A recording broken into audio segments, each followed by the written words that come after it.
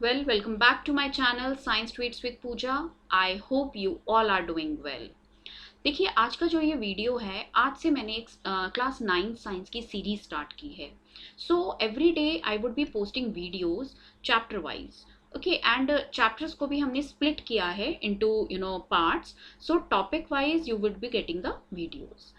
So देखिए many of the times my children, my students have complained me कि ma'am we find very much difficult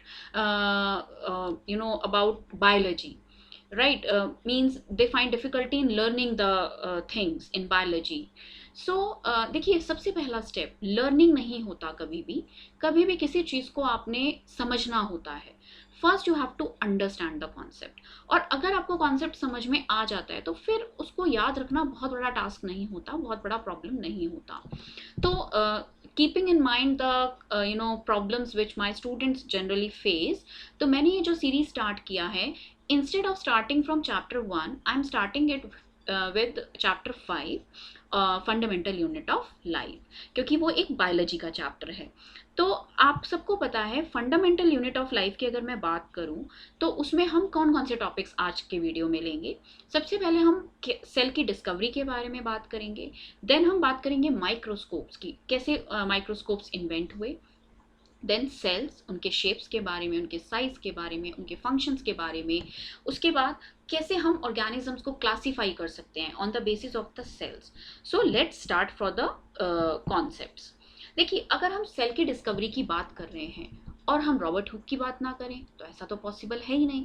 देखिए, Robert Hooke कौन थे? Robert Hooke ये बहुत famous English physicist थे and he was born in year 1635 in England.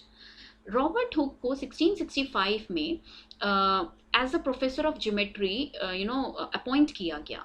तो वहाँ पर उन्होंने बहुत सारे स्ट्रक्चर्स को, डिफरेंट स्ट्रक्चर्स को अपने ऑप्टिकल माइक्रोस्कोप, उनका खुद का ऑप्टिकल माइक्रोस्कोप था, उसके अंदर उन्होंने उसको स्टडी किया.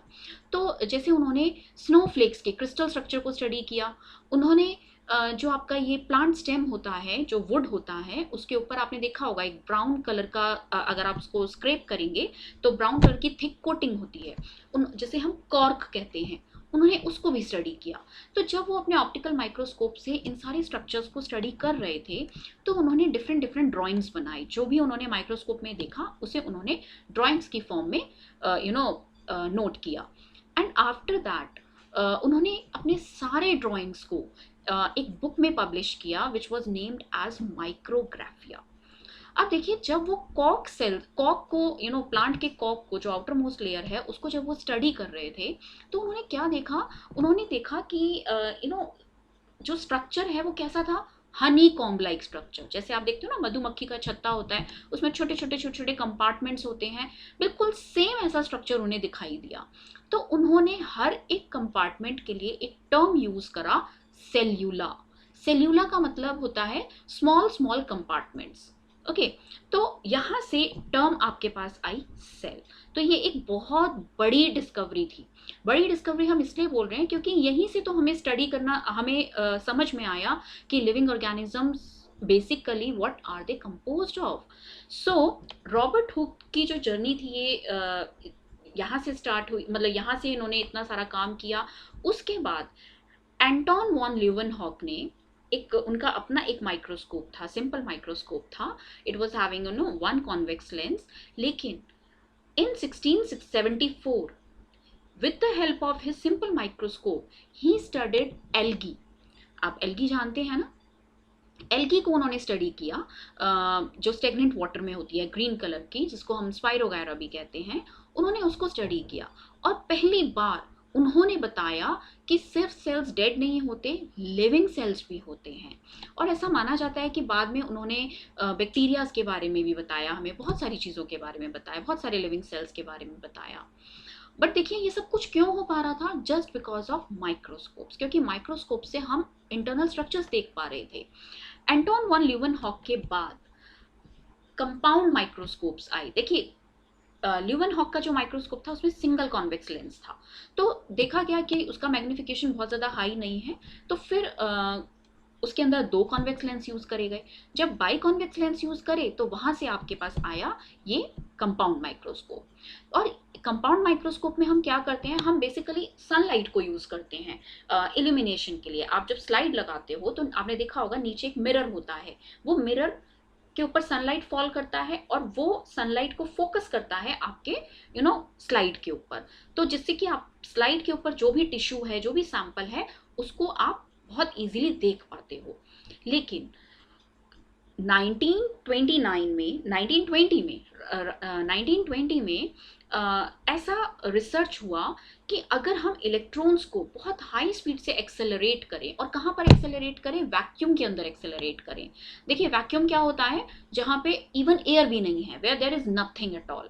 तो अगर इलेक्ट्रॉन को ऐसे एनवायरनमेंट में एक्सेलरेट करके मूव कराया जाए तो वो इलेक्ट्रॉन्स लाइट की तरह बिहेव करते हैं। और वो एक रिमार्केबल इन्वेंशन था, वो एक रिमार्केबल रिसर्च था, क्योंकि वहां से कॉन्सेप्ट आया इलेक्ट्रॉन माइक्रोस्कोप्स का। And Ernst Ruska and Max Knoll ने 1931 के अंदर फर्स्ट इलेक्ट्रॉन माइक्रोस्कोप बनाया। और देखिए for this they were given Nobel prize as well in year 1986।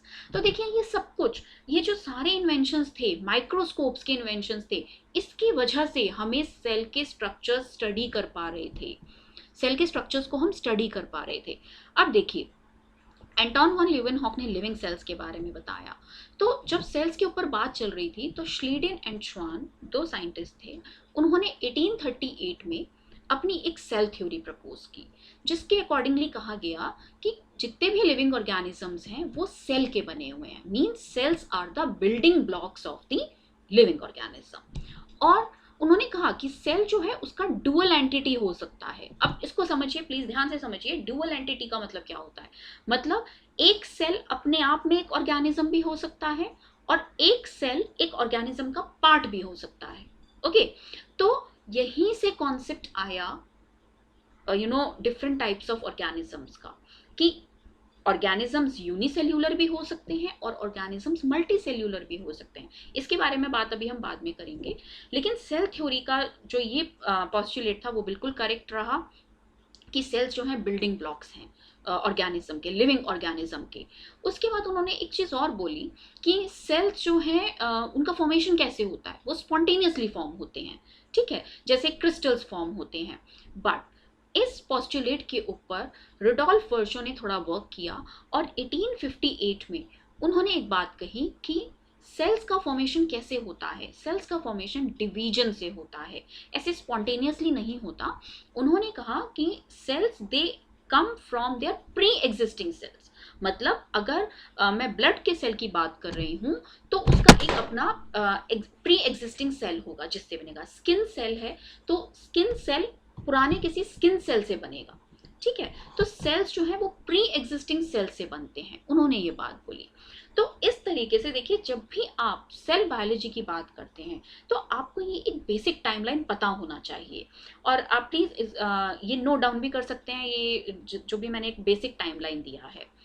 अब देखिए, क्योंकि सेल्स बिल्डिंग ब्लॉक हैं और हमने कंपाउंड माइक्रोस्कोप्स बना लिए, हमने इलेक्ट्रॉन माइक्रोस्कोप्स बना लिए, तो हमारे लिए ये बहुत आसान हो गया कि हम सेल के शेप्स को स्टडी कर सकें, सेल के साइजेस को स्टडी कर सकें, सेल के स्ट्रक्चर को स्टडी कर सकें।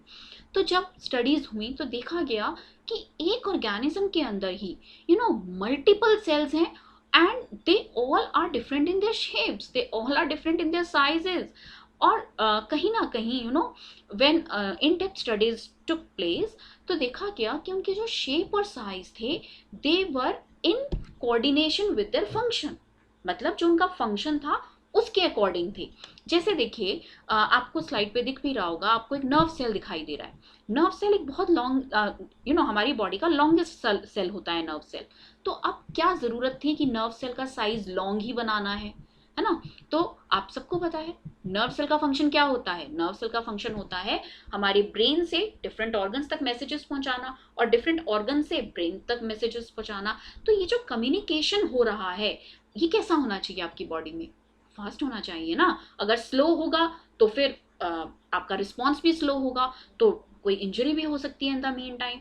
तो सो दैट कि आपकी बॉडी में ट्रांसमिशन ऑफ मैसेजेस फास्ट हो पाए, तो नर्व सेल्स कैसे बने, दे वर लॉन्ग इन शेप, ओके। सो इसी तरीके से आप डिफरेंट डिफरेंट सेल्स देखोगे अगर आप स्क्रीन पे, तो सबका जो शेप और साइज है वो अलग अलग है। तो इसका मतलब क्या है कि shape, size, function, they are inter related. तो प्लीज हमेशा इस बात को ध्यान रखिए। सेकेंड थिंग, क्या अगर मैं एक रैट की बात करूं और एक एलिफेंट की बात करूं, उसके अंदर सेल्स के साइज में डिफरेंस होगा या सेल्स के नंबर में डिफरेंस होगा? क्या डिफरेंस होगा बताइए। देखिए, अगर हम रैट की बात करते हैं तो उसके अंदर नंबर ऑफ सेल्स कम होंगे ना, लेकिन अगर मैं न्यूरॉन्स की बात करती हूँ तो न्यूरॉन्स का साइज तो जो जो एक ऑप्टिमम साइज होना चाहिए वही होगा ना।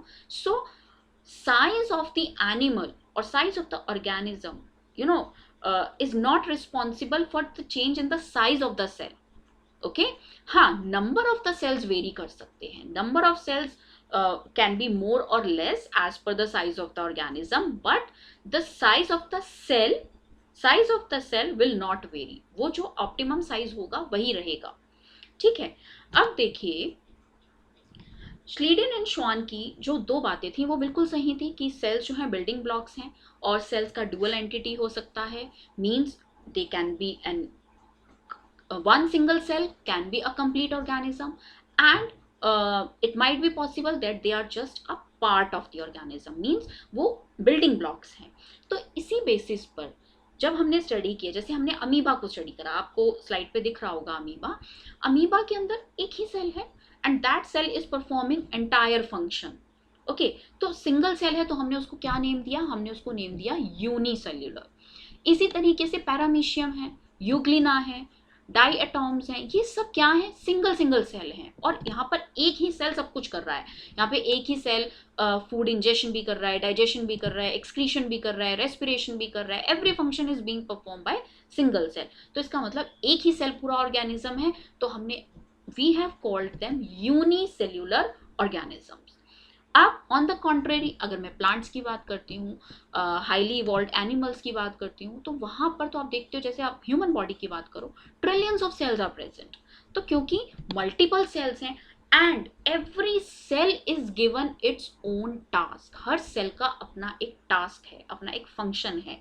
तो ऐसे ऑर्गेनिजम्स को हम क्या बोलते हैं? हम बोलते हैं मल्टी सेल्यूलर ऑर्गेनिज्म। तो आई होप आपको इतनी बात समझ में आई होगी। अब देखिए, कंपाउंड माइक्रोस्कोप और इलेक्ट्रॉन माइक्रोस्कोप ने हमें हेल्प किया कि हम स्ट्रक्चर ऑफ सेल को समझ सकें, हम जान सकें कि सेल के अंदर एक्चुअली क्या है।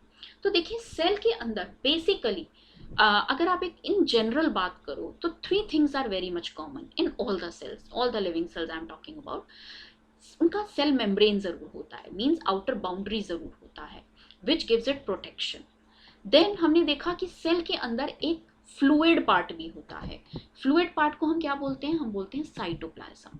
और उसके बाद हर सेल के अंदर हमने क्या देखा कि जेनेटिक मटेरियल है। जेनेटिक मटेरियल आप सबको पता है, या तो डीएनए होता है या आरएनए होता है, लेकिन यहाँ पर अब एक डिफरेंस था।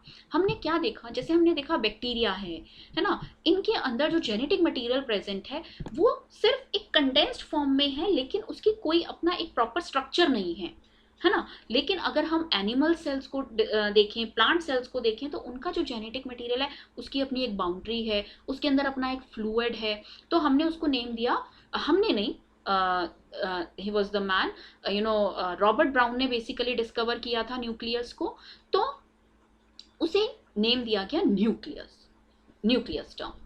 तो इस बेसिस पर, अब न्यूक्लियस के बेसिस पे भी आप ऑर्गेनिजम्स को क्लासिफाई कर सकते हो इनटू टू कैटेगरीज। देखिए, अभी मैंने आपको बताया कुछ ऑर्गेनिजम्स ऐसे हैं जिसके अंदर सिर्फ जेनेटिक मटेरियल है, बाकी there is no proper structure, so we call them as prokaryotes. हम उन्हें क्या बोलते हैं? प्रोकैरियोट्स। और the organisms which have well defined nucleus, उन्हें हम बोलते हैं यूकैरियोट्स। सो स्टूडेंट्स, आपने देखा इस इस टाइम पे कि टू बेसिस हैं ऑर्गेनिजम्स को क्लासिफाई करने के।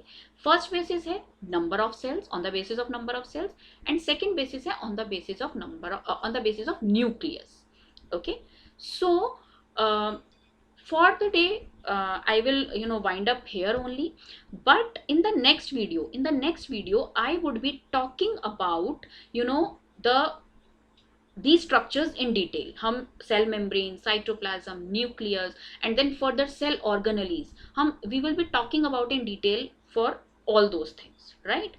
So if you really like my video, so please subscribe to my channel for the latest updates. Now children, stay tuned to my videos, stay tuned to my channel for the more updates. And with a positive note, I would like to end my video over here. Till then, please take care of yourself. Bye bye.